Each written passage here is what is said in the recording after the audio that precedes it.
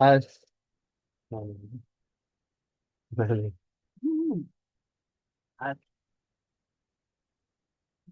As.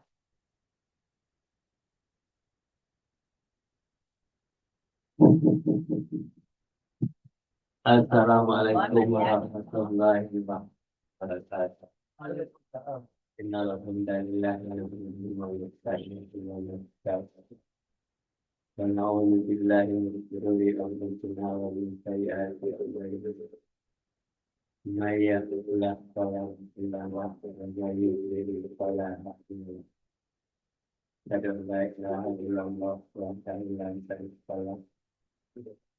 anna Muhammadan abduhu wa rasuluh. Sallallahu alaihi wasallam. A'udzu billahi minash shaitonir rajim. Bismillahirrahmanirrahim. Ya ayyuhalladzina amanu taqullaha wa taqullaha wa taqullaha wa taqullaha innallaha ghafurur rahim. Alhamdulillah kita bersama dengan Allah Subhanahu wa taala. Hari ini kita diberikan nikmat iman, Islam, dengan kita melaksanakan kegiatan rutin kita, yaitu kajian keluarga dengan nama Ira Islam Ridha Allah. Mudah-mudahan dengan kajian ini dapat menambah wawasan kita bahwa kita selalu istiqomah dengan sejarah menjadi kebaikan dulu dan Rasulullah SAW. Untuk Nabi besar Muhammad SAW mengucapkan ilmu dan salawat dan salam kepada mudah-mudahan dan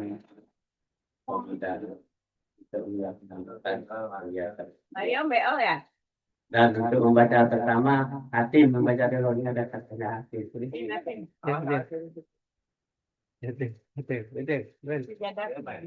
Kenapa namanya hati?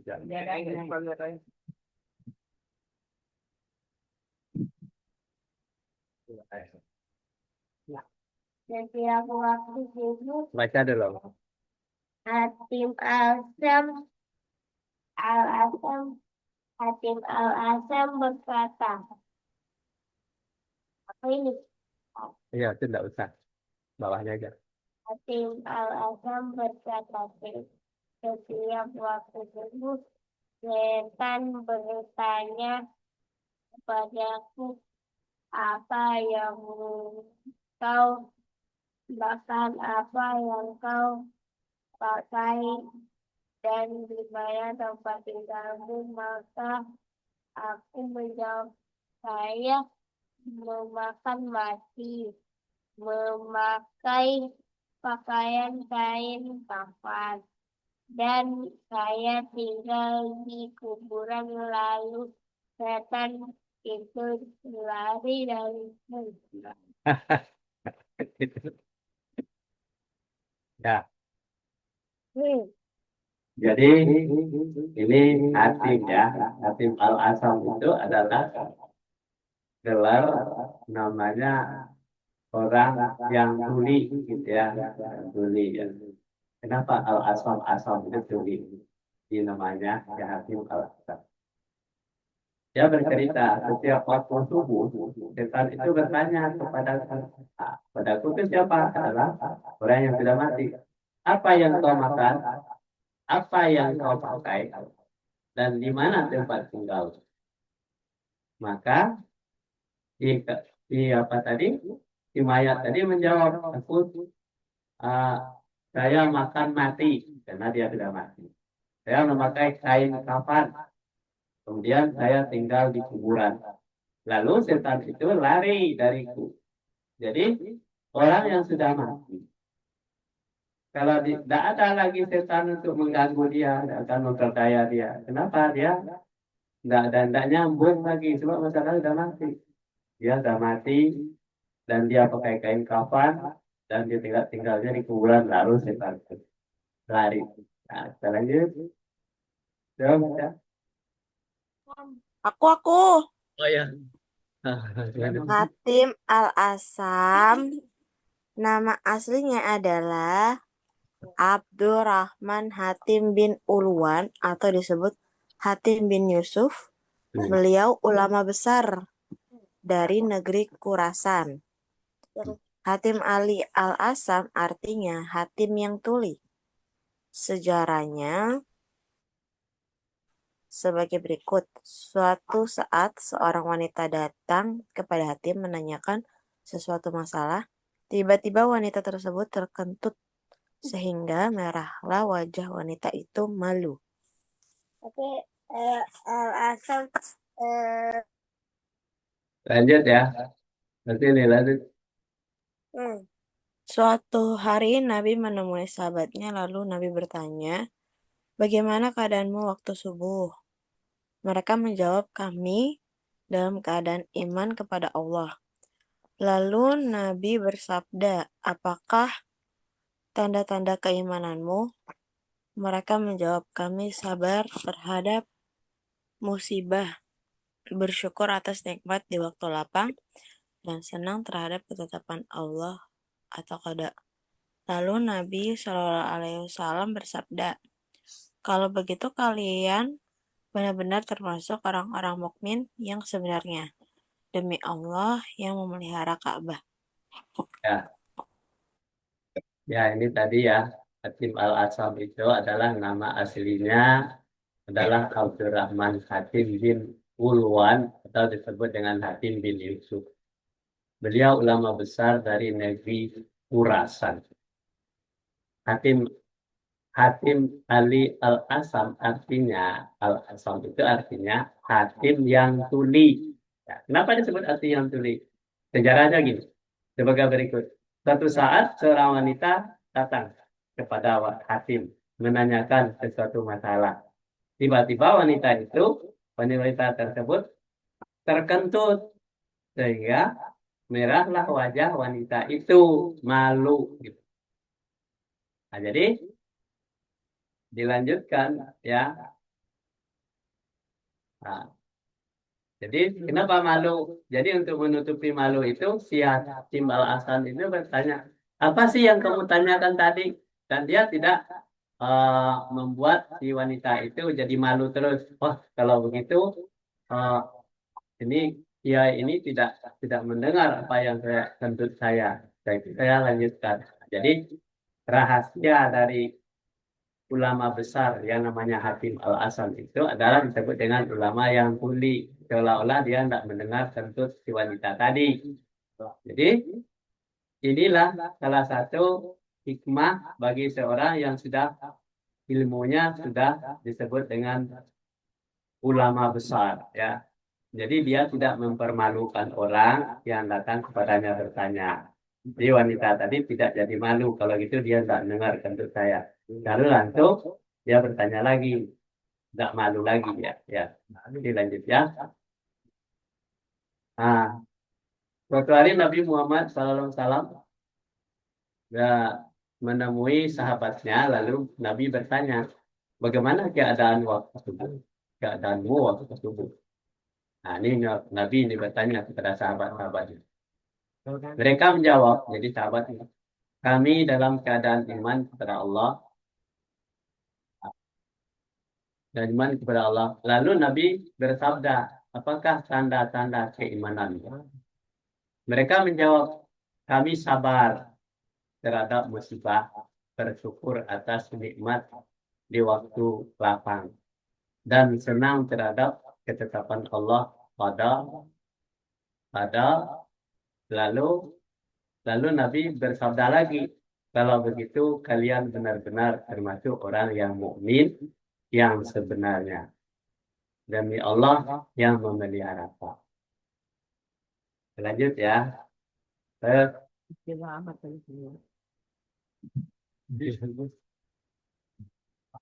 Allah memberikan wahyu kepada sebagian para nabi sebagai berikut.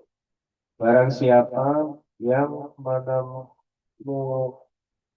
menemuiku dengan maut, sedangkan dia mencintaiku, maka aku masuk memasukkan dia ke dalam surgaku. Barang siapa yang menemuiku sementara dia takut olehku, maka aku jauhkan dari api nerakaku.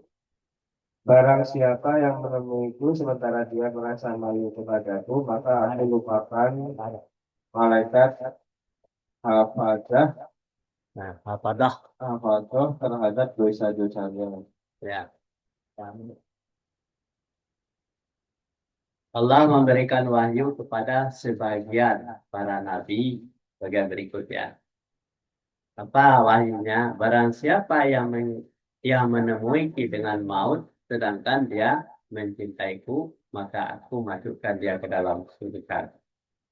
Jadi orang itu istiqamah dengan prinsip Islam itu bahwa dia selalu belajar dekat dengan Allah, selalu sholat, melakukan segala perintah dan larangannya, itu namanya menemuiku, ya. Itu artinya melaksanakan kegiatan-kegiatan ibadah pada Allah, itu namanya menemuiku. Maka aku masukkan dia ke dalam surga. Kemudian barang siapa yang menemuiku sementara dia takut olehku, maka aku jauhkan dia dari api neraka. Apa? Barang siapa yang menemukan beri umat yang takut olehku, artinya takut akan melakukan kesalahan. Bahwa dia berhati-hati dalam hidupnya. Nah, jadi takut kepada Allah itu tidak, jangan-jangan saya adalah melanggar aturan Allah. Maka aku jauhkan dia dari api neraka. Itu yang maksudnya takut. Kemudian, barang siapa yang menemuiku sementara dia merasa malu kepadaku. Nah, merasa malu itu artinya adalah melakukan sesuatu perbuatan yang zalim, sesuatu perbuatan berdosa, korupsi segalanya, menipu, berarti malu, ya kan? Maka aku lupakan malaikat hafadah terhadap dosa-dosanya. Inilah pesan-pesan yang disampaikan ya oleh Allah pada Nabi Muhammad SAW pada orang. Lanjut. Ya bang.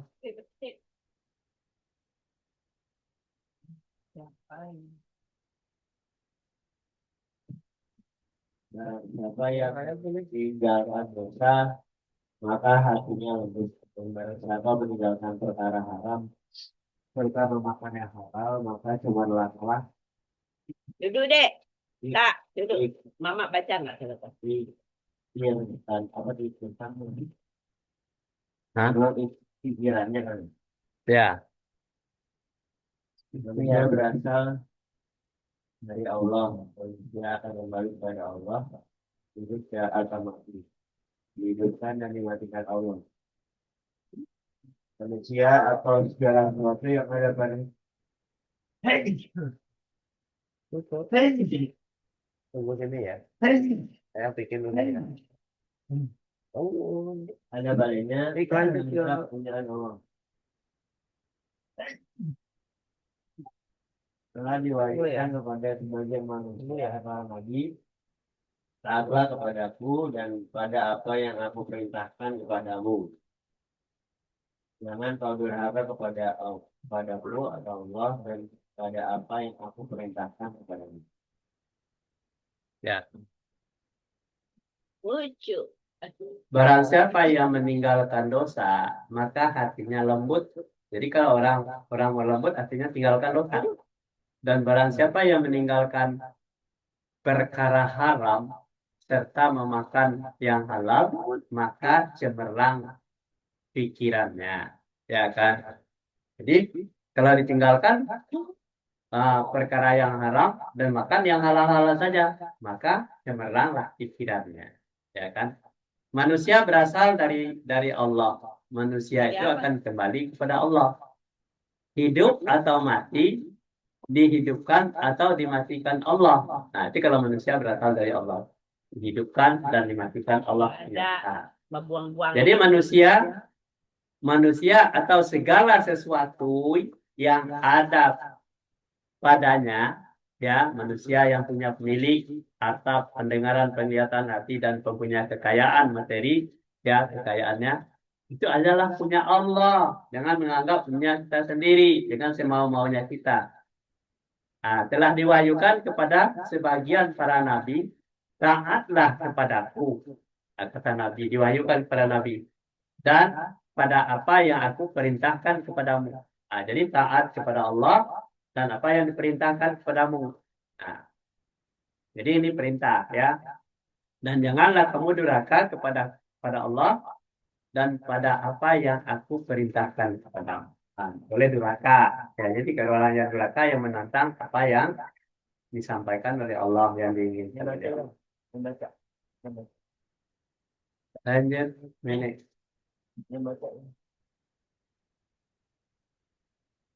Menyempurnakan akal adalah dengan mengikuti ridha Allah. Ya, keridhaan Allah ya Nah, tak salah dan menjauhi kebenarannya, kebenciannya. kebencian. Tidak ada yang keseimbangan bagi orang yang berilmu lagi beramal dan tidak ada tanah air bagi orang yang bodoh.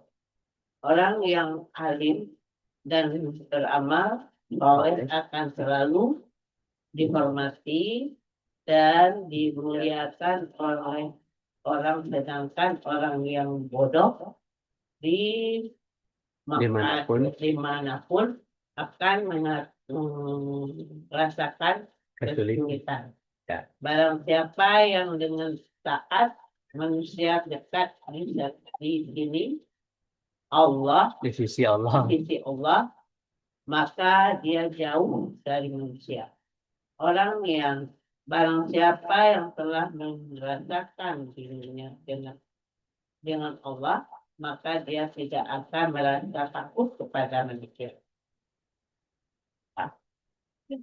Duduknya santai. Jadi menyempurnakan akal adalah dengan mengikuti keridaan Allah Ta'ala. Jadi kalau akal kita mau sempurna, ikuti apa yang diridai oleh Allah dan menjauhi segala yang dibenci oleh Allah. Apa yang diridai Allah? Ya, kasih sayang.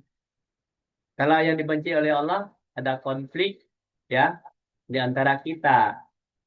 Misalnya ya, pelit, pikir, sombong, dan membangga-banggakan diri. Itu pelit, pikir, sombong itu adalah pakaiannya iblis. Tapi pakaiannya orang beriman dan bertakwa adalah rasa kasih sayang.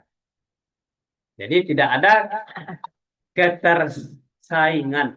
Ya, tidak ada ketersaingan bagi orang-orang yang berilmu lagi beramal. Tidak ada yang bisa ada saingannya. Ya, berilmu dan beramal. Dan tidak ada tanah air bagi orang yang bodoh. Jadi orang yang bodoh itu tidak menggunakan akal tadi. Bahwa dia tidak ada tanah air baginya. Gampang aja diusir oleh orang. Karena dia bodoh. Jadi orang yang alim, beramal saleh akan selalu dihormati. Dimanapun dia berada. Alim dan beramal saleh dihormati. Dimanapun berada. Dan dimuliakan orang. Sedangkan orang yang bodoh, dimanapun dia akan merasakan kesulitan. Nah, ini padahal buminya sama, tempat tinggalnya sama di bumi. Tetapi karena dia bodoh, dia akan selalu merasa kesulitan dalam hidup. Padahal orang yang alim dan beramal saleh itu dihormati dan dimuliakan orang. Nah, jadi kita harus milihnya yang dihormati dan dimuliakan orang. Sedang kita berilmu dan beramal saleh. Barang siapa yang dengan taatnya manusia dekat di sisi Allah, kalau dia barang siapa yang taat dan dekat di sisi Allah, maka dia jauh dari manusia. Nah, manusia kebanyakan kan orang yang tidak dekat kepada Allah. Orang-orang yang durhaka, orang-orang yang zalim, kebanyakan manusia. Nah, kalau dekat dia dengan Allah, dia jauh dari manusia kebanyakan. Barang siapa yang telah merasakan dirinya dengan Allah, nah, kalau dia merasakan diri dengan Allah, maka dia tidak akan merasa takut kepada manusia. Nah, jadi kalau menegakkan kebenaran, kita tidak takut kepada manusia. Kenapa? Allah itu dekat dengan kita. Jadi oleh sebab itu kita punya ilmu pengetahuan yang cukup untuk menghadapi kehidupan dunia. Mana nih? Anan. Nan. Hei, Anan. Ngantuk berat Ini. ya. Ngantuk Ini terakhir, berat. coba. Sini baca. Ngantuk berat. Atim udah baca. Ada tadi. sampai jam 9 doang. Nih, Ada yang baca. sini. Ada yang baca. Kamu tuh bapak lagi. Malam ini baca. Yahya bin Mu'az berkata, meninggalkan dunia seluruhnya berarti mengambil akhirat seluruhnya. Barang siapa yang meninggalkan dunia seluruhnya, maka ia telah mengambil akhirat sebelumnya dan dan Barang siapa? barang siapa yang mengambil dunia seluruhnya, maka ia meninggalkan akhirat seluruhnya. Mengambil akhirat itu berarti meninggalkan dunia, dan meninggalkan dunia berarti mengambil akhirat. Asik. Anan baca kalau baca semua. Yahya bin Mu'az berkata. Nah, ini kan Mariam ya. Yahya bin Mu'az. Yahya Mu'az berkata. Meninggalkan dunia seluruhnya, ya, berarti mengambil Sering kencang. akhirat Akhirat. seluruhnya. Barang siapa yang meninggalkan dunia seluruhnya, dia telah mengambil akhirat seluruhnya. Dan barang siapa yang mengambil dunia seluruhnya, maka Kencang. Pintar. ia meninggalkan akhirat seluruhnya. Mengambil akhirat itu berarti meninggalkan dunia, dan meninggalkan dunia berarti mengambil akhirat. Nah, bagus ya. Hebat Mariam ya. Yahya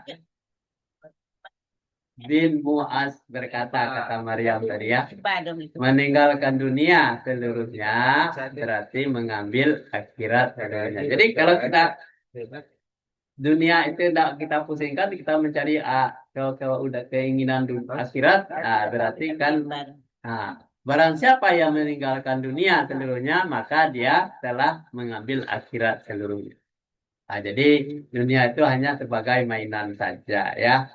Tapi dia belajar di dunia itu dengan sebaik-baiknya, beriman dan bertakwa kepada Allah. Dan barang siapa yang mengambil dunia seluruhnya, hati-hati ini, mengambil dunia seluruhnya tidak ada akhiratnya, maka ia meninggalkan akhirat seluruhnya. Nah, kalau full dunia, berarti tidak ada waktu untuk belajar, itu dia meninggalkan akhirat seluruhnya.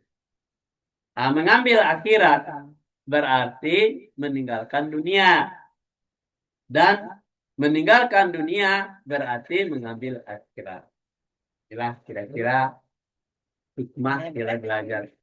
Mudah-mudahan kajian kita pagi ini dapat daya dan petunjuk dari Allah, dan kita selalu dirahmati oleh Allah dan diberikan daya dan dalam kehidupan kita menghidupi kehidupan menjalan keabadian, ya, pintu keabadian itu akhirat.